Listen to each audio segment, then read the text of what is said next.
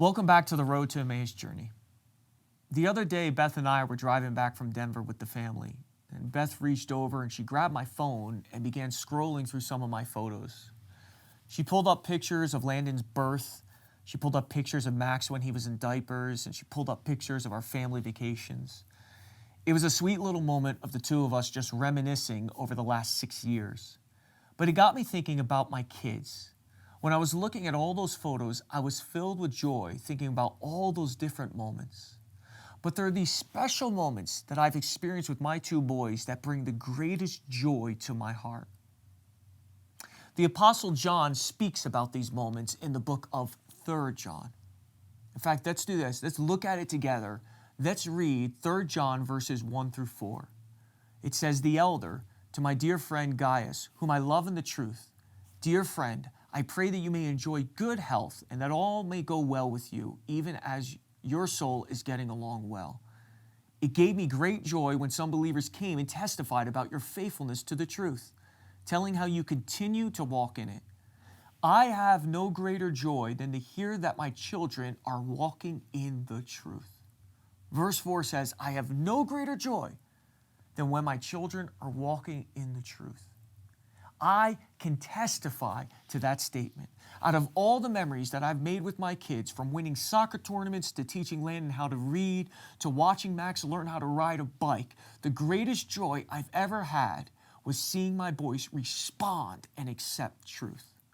I remember the night we drove home from church and we sat in the car in the garage as I led my little guys in the sinner's prayer. I remember the night when Landon brought his illustration Bible to me and asked me to read a story to him every single evening. I remember all the mornings when I would go and drop them off at school and we would take time in the car just to pray. And I would pray over their destinies and their callings and the rest of the school days. These are the moments that bring a Christian father the greatest joy. We all want our kids to succeed.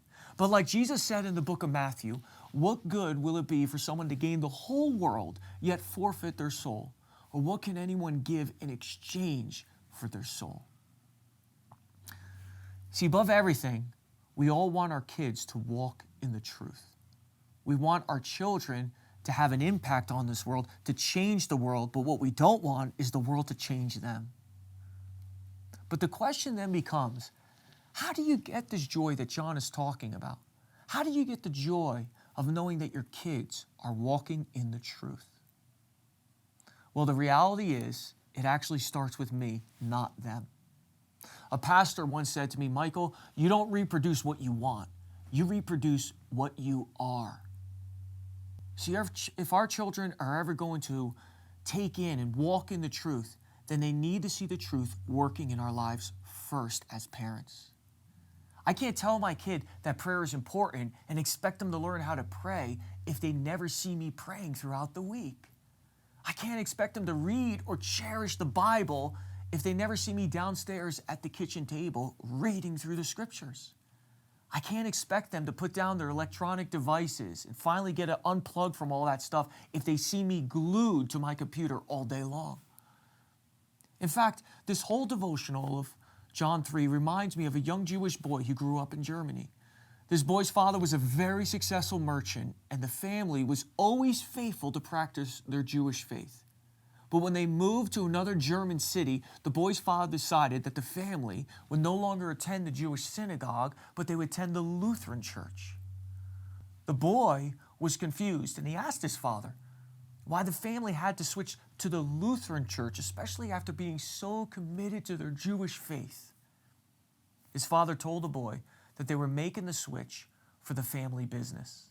The father went on to explain that the majority of the people in the town were Lutheran. And if they attended the Lutheran church, he could make good business contacts there.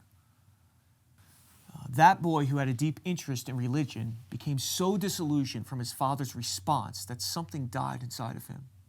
The boy confessed that the father didn't have any real convictions, and the whole incident helped turn the boy against religion. The boy eventually grew up, he moved to London, and he began to write.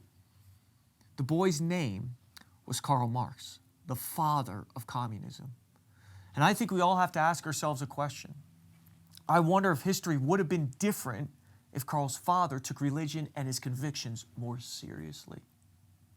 We need to become serious about God if we want our kids to become serious about God. And as our kids walk in the truth, I know it's going to be the greatest joy apart from salvation we will ever experience on this earth as parents. Well, Springs Church, I hope that devotional has provoked you, it's blessed you, it's encouraged you. And I look forward as we get back into the road to Emmaus and head out to our last book, which is actually the book of Jude, and have our last devotional together. I hope you have a great day ahead, and we look forward to seeing you soon. God bless.